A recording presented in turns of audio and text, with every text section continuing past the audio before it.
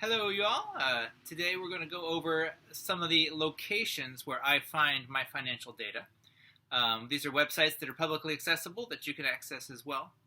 I like websites which deliver data that is unbiased, just data and less opinion, less summary of the data, and more just the raw data.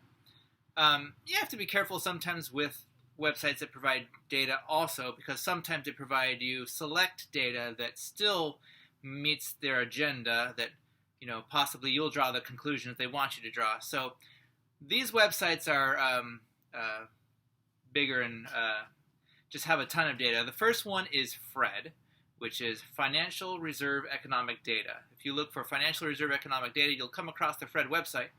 And in there's just all sorts of graphs over time of GDP or CPI or minimum wage or different interest rates of the Federal Reserve rate or CD rates or yield spreads, and the graphs are all modifiable. You can cross them with other graphs and do operations on them to make your own graphs.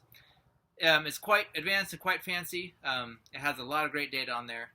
FRED is my number one website that I use when I'm looking for a graph of economic data. In the U.S., they do have data that crosses borders, trade data, and some GDP data on other countries, but it's mostly U.S. data. My second favorite one is nar.realtor.com. NAR stands for National Association of Realtors.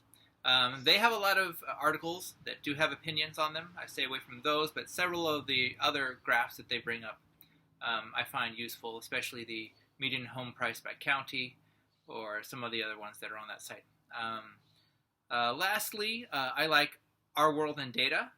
Our World in Data is another just thousands of different graphs, and it is worldwide data, and it crosses all sorts of categories, from disease to what's causing people to die to emissions of carbon dioxide, and so and you can see them over time sometimes, and depending on the graph and which countries are reporting the data, you can see what data is being reported.